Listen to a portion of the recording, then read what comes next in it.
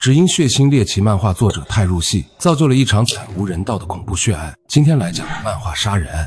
2016年5月26日中午，美國洛杉磯一棟豪華公寓外，來自東歐的中年婦女奧嘎正瘋狂拍打大門，反复呼叫3樓住戶布萊克的名字，卻始終無人應答。這已是警方3天內第3次因他的求助出警。奧嘎的女兒艾雅娜3天前接到男友布萊克的約談電話後，獨自進入這間公寓，從此徹底失聯。奧嘎從女兒失蹤次日就守在樓下，曾親眼看見布萊克開窗，發現自己後卻立刻關窗拉簾，徹底隱匿。他撥打女兒和布萊克的電話上百次，均無人接聽，多次報警卻因艾雅娜是自願進入公寓，無法按綁架案強行破門。此前警員只是敲門無果後留下名片便離開。3天過去毫無進展。5月26日，警方決定不再等待，與公寓管理員拿到鑰匙後，發現房門從內部反鎖，證明屋內有人。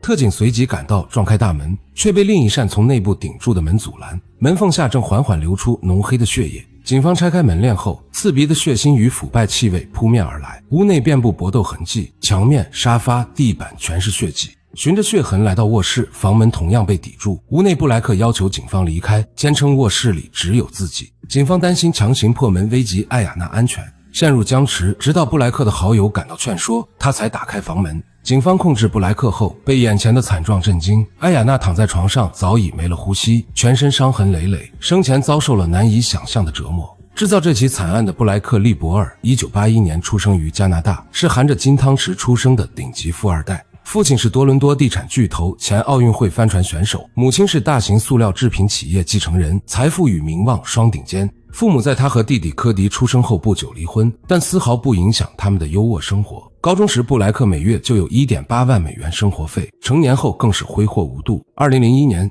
，20歲的布萊克帶着巨額資金和藝術夢想，與弟弟前往洛杉磯。弟弟沉迷賭博，醉生夢死，他則執着於藝術創作，卻始終才華平平。2008年，他自編自導喜劇片《禿頭》，充斥低俗笑料，口碑崩盤且多國禁映。後續參與動畫制作也水準堪憂。若不是靠金錢開路，影視圈根本無人理會他。影視夢碎後，布萊克轉向漫畫創作，自費成立公司僱傭畫師。初期嘗試科幻題材毫無反響，轉而創作黑暗獵奇漫畫後，意外收穫小眾好評。其中修莊系列講述犯罪科學家改造死刑連環殺手的故事，充斥大量血腥暴力描寫。沒人想到這些漫畫場景後來會被他在現實中完美複刻。事業上靠燒錢維持，感情裡布萊克則繼承了父親的風流，頻繁更換伴侶，還總抱怨身邊女性只圖他的錢。2011年，他與模特曼達結婚，婚後1月兒子出生，夫妻倆在比弗利山莊買下豪宅。可同年，他最大的資金來源母親去世，雖繼承近600萬美元遺產，卻很快揮霍一空。他試圖打官司篡改遺囑多分財產，不僅敗訴，還欠下巨額律師費，只能賣掉豪宅，人生首次遭遇重大挫折。接連的打擊讓布萊克性格徹底扭曲，內心的黑暗面無限放大，痴迷於性與暴力，言談間滿是病態話題。2014年，妻子即將生下2胎，布萊克卻拋妻棄子離家出走，通過律師打離婚官司，轉頭就結識了來自烏克蘭基輔的艾雅娜。艾雅娜曾是律師，赴美後夢想成為模特，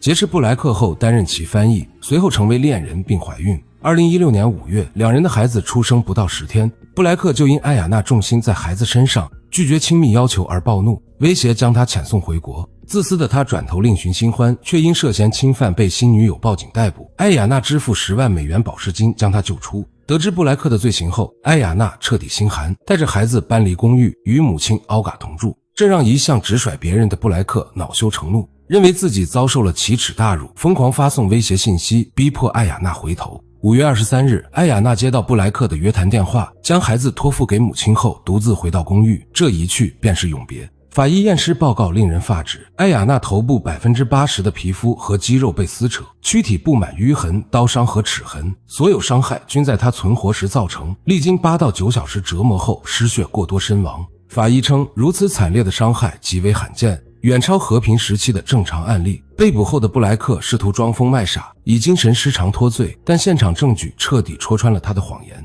警方發現浴室、臥室、地面等區域被刻意清理，噴灑盧米諾試劑後顯現大量血跡。屋內11個垃圾袋裝滿清潔垃圾和艾雅娜的衣物，床下還有布萊克的護照、4000美元現金和打包好的行李，證明他作案後早已計劃逃往加拿大，只是被守在樓下的奧嘎打斷。更喪心病狂的是，公寓監控顯示他在折磨艾雅娜期間，甚至還有閒心點外賣。2018年6月，布萊克案開庭審理，檢察官出示現場鐵證，還引用其獵奇漫畫 SIL 中的血腥畫面，證明他的犯罪行為是對漫畫場景的現實複刻，骨子裡充滿邪惡。